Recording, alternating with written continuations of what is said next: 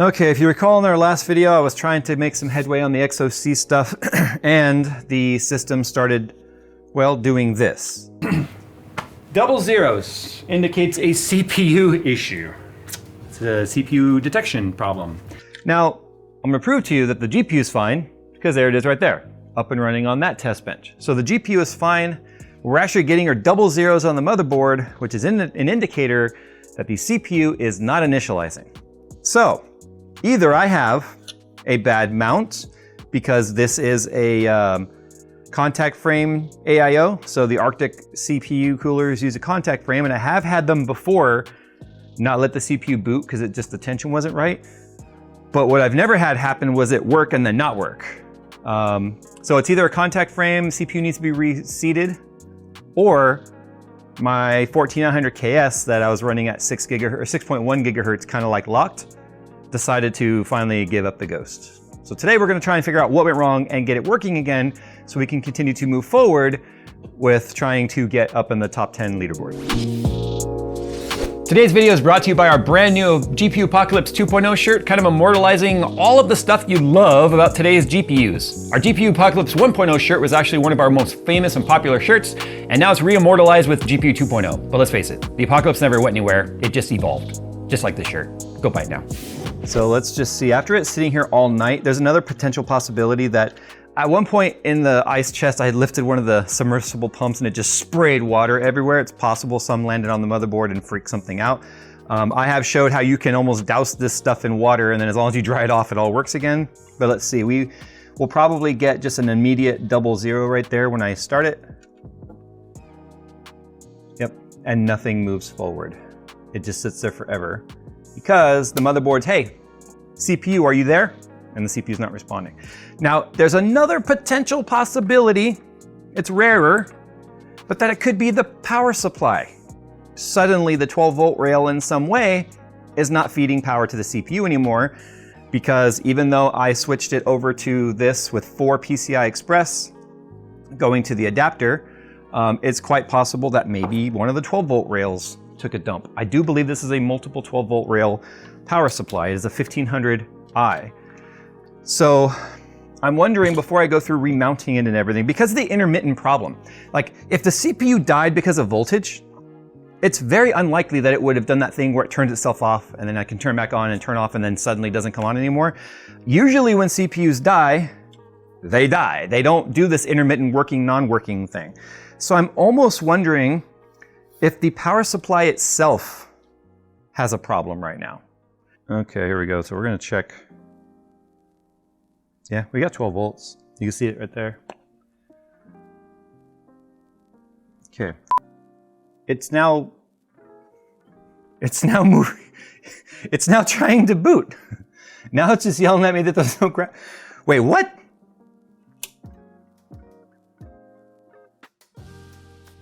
Let me get a GPU. If this just suddenly works, I'm gonna be so pissed because we've experienced this before where I shorted an MSI motherboard on the backplate on accident. Like the backplate fell behind the motherboard and I turned it on and it like gave all the behavior of it being bad. And then it worked again. And then it didn't work again.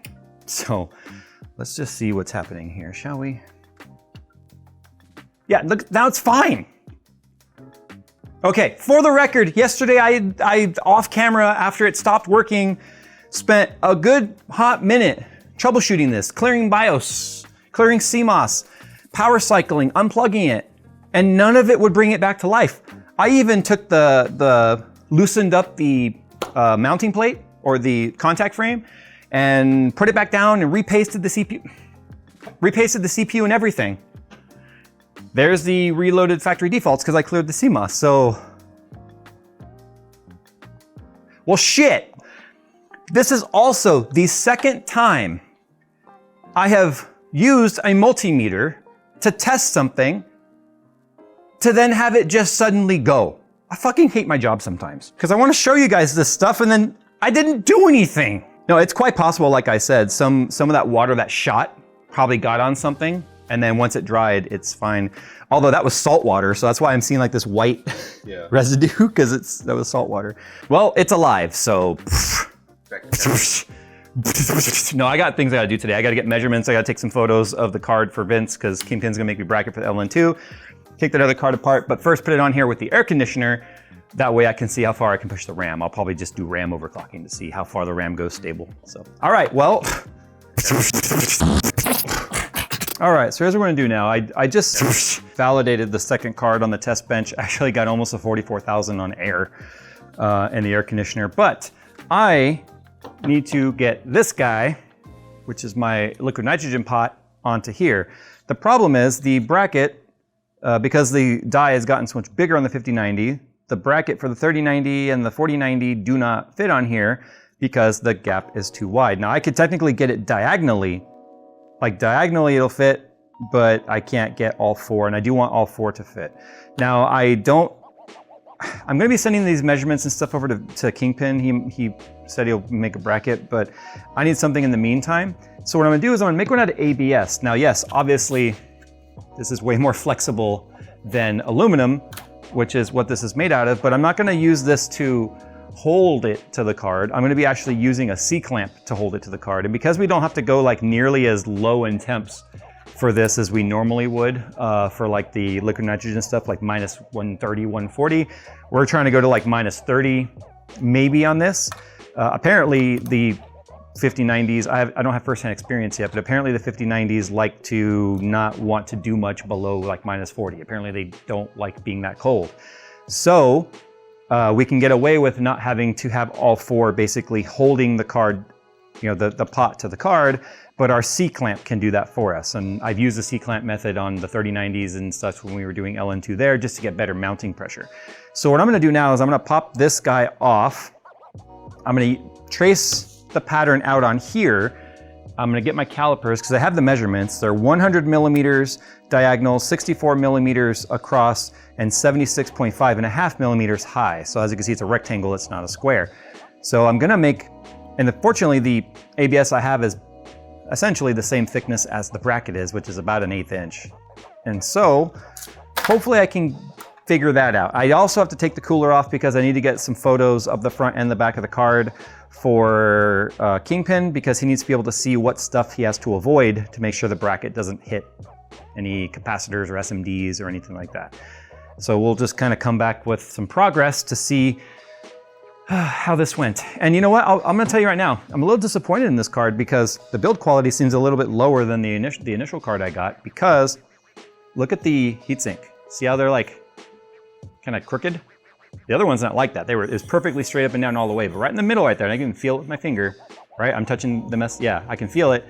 They're not straight, which that would really bug me looking in my system, seeing that, knowing this card is over $3,000. So that's extremely disappointing. All right, as you can tell by the mess on the table, I've been busy, but I got it. Check it out. That is an LN2 pot attached to a 5090 Astral card. However, like I said, the plastic cannot tolerate, I don't know if you can see how bowed it is in there. Yeah, so this is not intended to actually hold the card tension against the GPU. It is intended to just line up the GPU. And I haven't done thermal paste on this yet. We need to do a boot test now to make sure everything works, because I did make sure nothing was going to hopefully interfere with the height of the block, or the pot, I should say. Fortunately on this card, on the face, everything's fairly flat. So, shouldn't be, yeah, so look at the thermal paste right there. Got it, pretty damn centered. Happy about that if I don't say so myself. But this is how we're mounting it to the card. And yes, it is terrifying to think about the prospect of smooshing it together. Woo. But as you can see, the only things I had to be mindful of were these chokes. Here, here, here, here, there, and there. But fortunately, the pot, as you can see, the edge barely makes it. But this is all it is. This is a piece of ABS that I drilled the holes and mounted it down to the block. Had to make a little channel. I should probably go a little deeper for that channel right there, technically, for my K-type coupler for the temperature sensing right there. But what I'm gonna do now is I'm gonna clean off this thermal paste on here. I'm going to mount, I'm gonna put KPX on there, I'm gonna mount it. Then I'm gonna put it over there on the test bench and make sure it boots. Oh, and then also too, I'm gonna use this, like on that side when I clamp to it, because I need to keep the force as centered as possible. And if I use something metal like this, it'll kind of distribute that force evenly rather than one simple, like small contact point, which could roll. So that should keep it more straight or like centered on the core. And then obviously with this rubber piece in the back, it's a little sketch because it kind of does push back here on like the POS caps. But I've done this with the 3090s and fortunately it all survived. I hope to God this survives too. But I don't need a crap ton of mounting pressure on this. I really don't. Because like I said, we're not going very cold. In fact, we're not even going that much colder than I got with the ice water. It's just the LN2 pot will have a much better job, will do a much better job at maintaining the temperature once we go negative. Plus, I might even get a little bit of an improvement just by going with KPX, because this paste is so hard. This paste is hard because it has to be able to withstand years and years of use. Whereas I'm gonna be, remounting this a bunch of times probably, so I don't care if the paste has a little bit of pump out or stays a little bit more liquidy. But I also don't wanna go thermal or liquid metal, because liquid metal does not do well with sub-zero temperatures. Okay, so what I'm gonna do before I test this is I'm gonna check the mount. So I just need to get that to touch and stay snug. I might need a bigger clamp because it's not quite centered right there. So that starts clamping diagonal, then it's gonna tilt it, and then it's gonna have bad paste distribution, the paste spread. Wish you guys could see Nick's face. He's just like, that's not gonna hit my, ooh, it might hit my AIO, like pump. Oh well, we'll figure this out. Well, would you look at that? Okay. Moment of truth time. So these are the shunts right here. And this is what you have to physically modify to do what we're doing with the BIOS. So I need to point a fan up there, obviously. All I care about right now is that we're gonna get, that was a crunchy sound. I'm gonna plug it, I'm gonna tighten this down the other screw. Need to make sure we're gonna get a video signal right now. All right, here we go.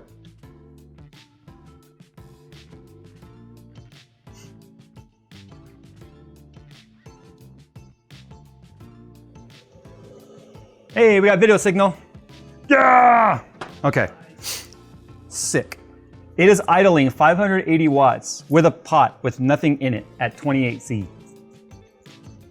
I might have a pretty good chance. What we need to do now is take it off and see how the mount does. Because that clamp isn't quite long enough to get to the very center, means that I'm worried that I'm gonna get a crooked mount, which would not be great. So that's a 6-inch clamp. I guess I'd have to go up to an 8-inch. Okay, time to check the mount. So what I'm looking for here is to see if I squished out the paste diagonally. And it would still be awesome and better to have a metal bracket that doesn't buckle. But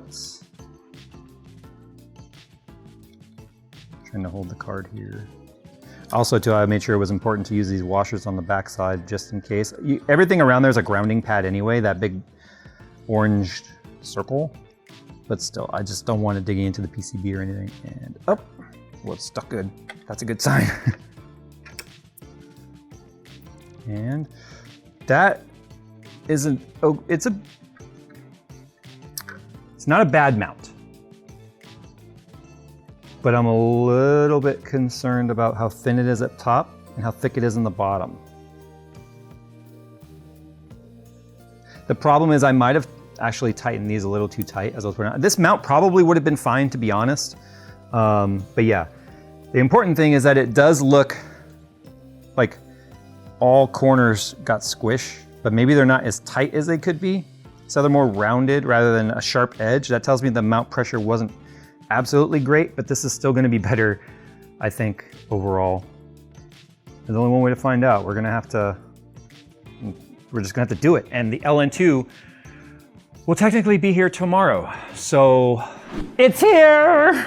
Okay, thank you West Air. So much better than Air Gas. I need to just put that out there real quick. Wow. So, fighting word. Not even kidding. All right, got 4 thermoses. One is full right now. Here's the setup. I can't remember if I showed you guys all of the details on this yesterday, but here we go. So I've got 2 fans blowing at the GPU to help cool the surface mounted things that need to be cooled, like the shunts on there, as well as the memory VRM, the GPU VRM. I've got a card fan also blowing at the back of the card. Oh, and you got your bigger throat depth. Yeah, I had to get more throat. This is depth and this is throat when it comes to a C-clamp, so. So I'm also using this fan right here to help keep fumes away from me. Speaking of fumes, we got crossflow in this room, plus both HVACs are going full speed. So we got a fan pulling fresh air from there across here. This fan will pick up the fumes, push it that way. Hopefully this will also go towards the door. Also with my fans going full speed on the HVAC, because people are always concerned about our safety when it comes to the oxygen displacement of LN2. Both of our units right here bring in 15% fresh air from outside. So it's not 100% recirculated air, it's 85 recirc, 15% fresh air. So we should have enough airflow going here. Now I've done this plenty of times where I'm just sitting there breathing the LN2 to the point where I get a massive headache. I'm gonna avoid that today as best I can. I also know because of the spreadsheet that I had going, in fact I should bring this up now, kind of where we left off, although it was a different card, it was nothing super spectacular. So I'm gonna try not to chicken clock today and go right to the numbers we got last time, which according to the benchmarks and the results I've seen up on 3D Mark already, our clocks are already kind of there where we need them to be. According to Splave, we just need better temperature to keep the average up. Because even though the clocks will show the same average clock, lower temperature leads to higher score with 3D Mark. So I'm gonna start where we left off and then see what happens. Oh, also too, I wanna point out, yes, sorry to show you my feet, but I am wearing open-toed shoes for this because trust me, as somebody that has dripped LN2 in a sock while wearing a shoe, that is way more dangerous than just having bare feet because of the Leidenfrost effect. It's the same reason why I'm not wearing gloves, but I am trying to protect myself from touching any of the metal that can cause it to instantly basically freeze to our skin. He's having me do it. Yeah, that's how I'm avoiding it. Okay, so new issue I have never encountered before. Anytime I get this card under 0C, it limits my power. It drops it down to like 1 volt when I need my 1150 volts. And we watched it. If we drop the temp, full clocks, as soon as it drops under 0, boom, drops down to like 3100 megahertz. And then as soon as I warm it back up to 0, the clocks come back. So I don't know what to do about that. That means I have to sweet spot this thing somehow. Have to literally start your run at exactly 1 degree. And you can't let it get too cold in the middle of the run. Splave said that he saw weird behavior at -20, but I'm wondering if maybe that's just when he noticed it.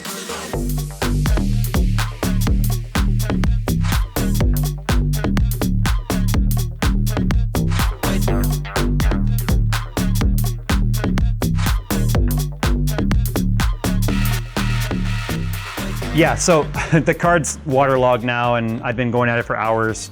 I'm just warming up the pot now by using the test. So what's happening now, and I can show you, is, oh, see, it just crashed.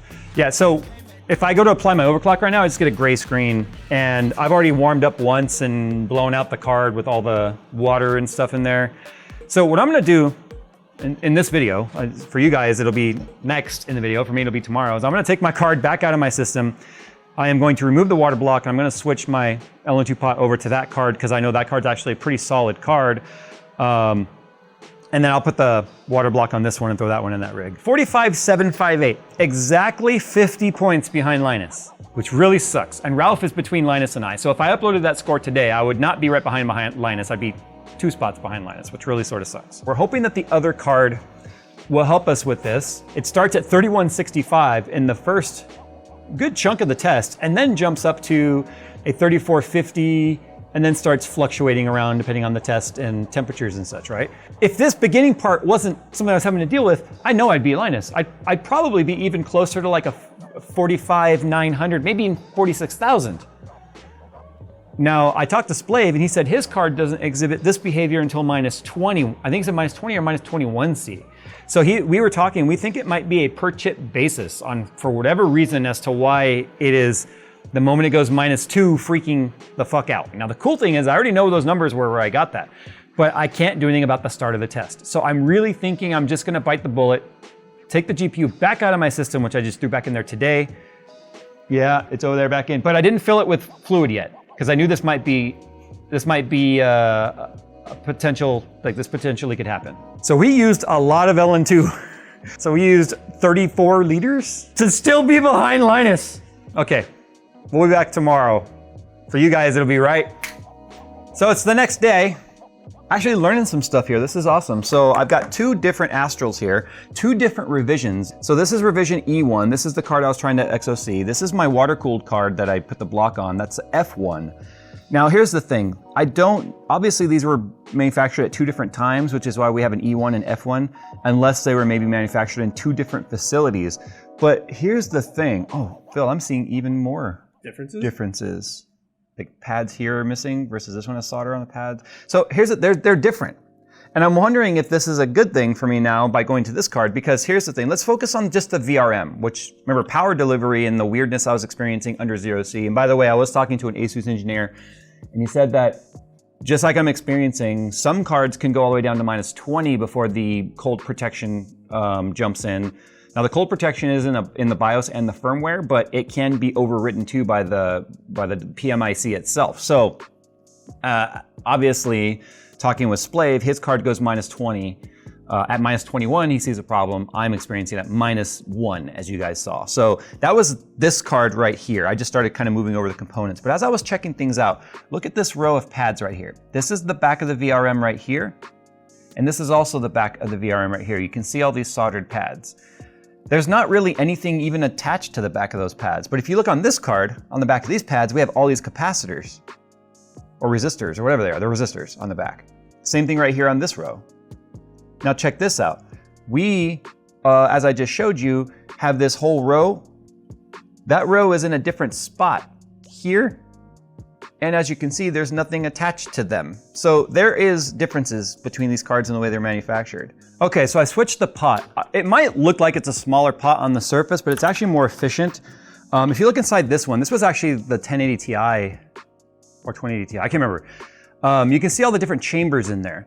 Now the problem is, those chambers are not connected. So it's got to travel through a lot of metal to get to the core. And these were the pots that we used with the 3090 overclocking, and I had 2 of them, but look at the inside there. It's much more open, direct copper right to the die. Oh my God, look, it's doing the behavior like I want. It's staying at my boost clock at -16C right now. So I have a theory now. The cards that don't have the resistors on the back of the VRMs are the ones that can't handle cold temp. I did write ASUS for some clarification about these revisions of the cards and what they mean. But look at this, we're actually getting the behavior that we want. Oh my God, I might actually get somewhere today.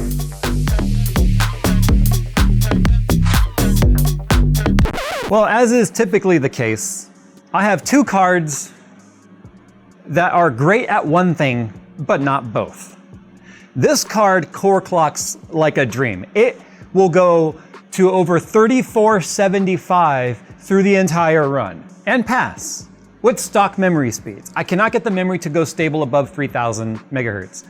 Now that 3000 megahertz is actually 6000 megahertz, which means we're going all the way up to like, oh no, it's 8000, no, it's 6000. I need to get up to plus 4000 or 3990 something. So the core is amazing on this card, and the power delivery allows me to go full power, full core at the start. The other card has amazing memory. I can push that to 4000 or plus 8000 on GPU tweak if I wanted. And I'm just trying to keep this card from starting to melt right now and turn ice into water all over the system. So I got to keep it negative. Also too, I can keep this card under 0C the entire time. So if we look at the 45758 run, which is two spots behind Linus, if I look at the GPU temperatures, look at that. They're like woo all over the place, right?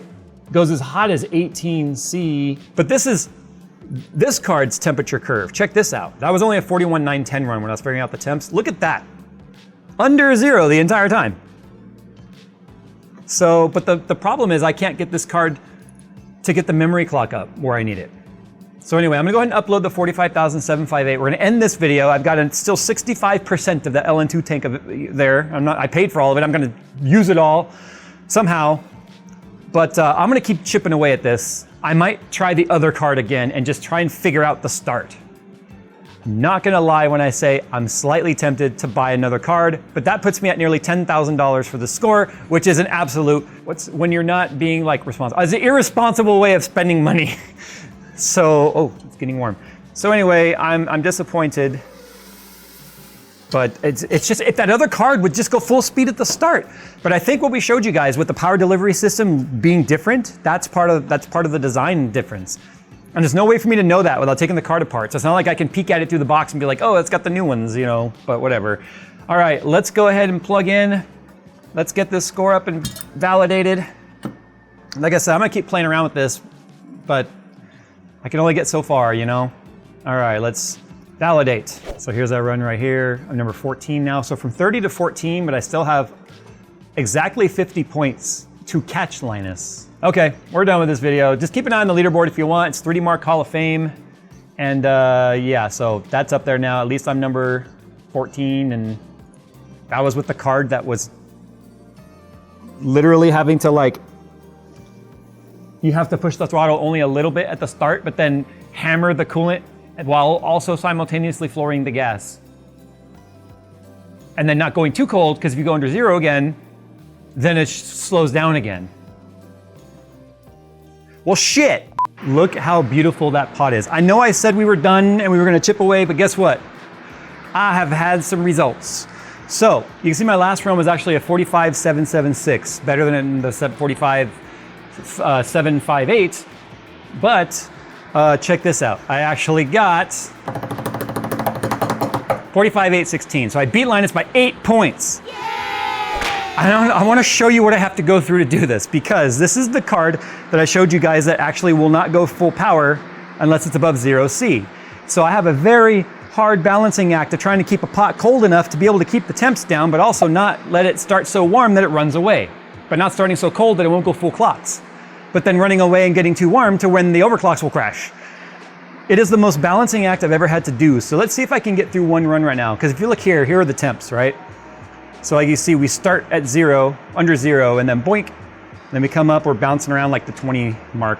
This is the next day, by the way. So this is now what, three or four days in the making, actually, because the day before was putting together the rig. And look, this card, like I said, has amazing memory. I can go the 4,000. I can get to the 18,000 megahertz times 2 for 36,000 megahertz we talked about. The other card can't even dream of getting near that RAM. If I had this RAM on that card, that's it, all day long. I would have no problems staying in top 15 to top 10, no problem. I think this puts me at number 11 right now if the leaderboard hasn't changed. But let's do a run. So I have a temperature I've got to start at. I know I need to start at about minus 23. So I need to warm this up a little bit while the test is loading. Not melt my ice though, because the ice in there is important, but not let it get too warm. Because as soon as the test starts, and I already showed this, as soon as the test starts, I've got to just slam it with LN2. Because it will go to that full power and it will just, the temps will go insane. Test is about to start, watching my peripheral. As soon as it starts, I'm just gonna wham, start pouring as fast as I can. Look at that pot temp. The pot is full right now. I can do nothing but wait, but it should go to about -5 or -4. And then I can pull it back the other way. Like, it takes about that long for it to catch up. Getting a little warmer than I want right now, actually. So I think I might have melted a little bit too much of my ice right there. Yeah, we're about to go positive. Oh, nope. Did we catch it? Nope, we're about to go positive. Let's just see what happens here. Yeah, we're positive temps now. FPS also doesn't look great. So I'm gonna stop that run, maybe reaccumulate some ice here, then we'll try again. But look at my frequencies though. Like that was 3405 with the 2250 on the memory, which is what we want. Look at the temps.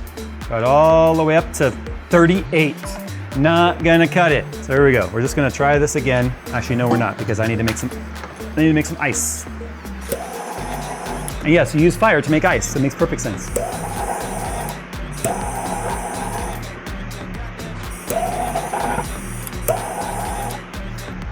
You can hear that cracking sound? Maybe you can't, but that cracking sound is actually the ice forming in there. Still running though, look at that.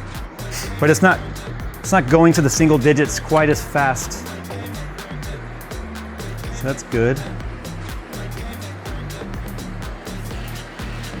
It's eating so much. There we go. Okay, got to stop at -7.8. Pot's full though, I can't do anything with it right now and it's still climbing.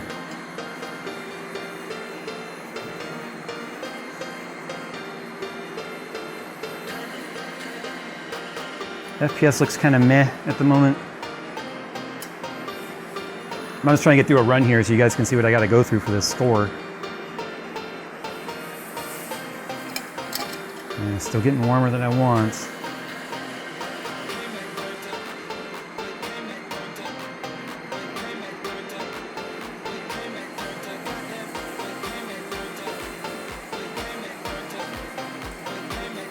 No, we got some artifacts there. It's gonna crash. Guarantee it's gonna crash. Yep, there it goes. Yeah, I need more ice. I melted it when it got, when I hit it with the torch the first time because it was a little too warm to start the test. But how was our frequencies? 3420. Oh, and then it jumped up to 3471. So it actually crashed because it tried to go higher clock, but it was too warm for it, like 33, 35. Think about how much power this is pulling, the fact that we're on liquid nitrogen and it can still reach 35 degrees. It's nuts.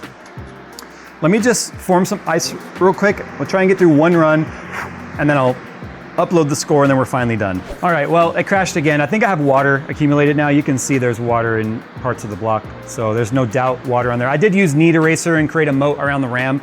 I got like 4 hours out of this. Normally I would have to, like an hour and a half, I'd have to dry out, but I got 4 hours, so the Need Eraser clearly did its job. So let's load this score. Let's make it legit. It will probably last for all of a couple days before it gets beaten by someone else, but that's fine. I really was just wanting to have this title of like fastest YouTuber, I guess, tech YouTuber. Top 10 would have been nice, but I'll stand right outside the gate. I gotta earn my admission. I know, I'm working on it. There it is right there. Boom. I am exactly 8 better than Linus. And I am 53 behind Human Slinky. I like that. I like that right there. You know what? Maybe I'm gonna text this to him. How's that? I'm gonna text this to Linus right now. Hold on. Boom. All right, that's it for today. That's it for the week. All right, guys, I'm gonna keep playing around because this is fun and I got 50% of this left. So we used 115 liters to get to this point.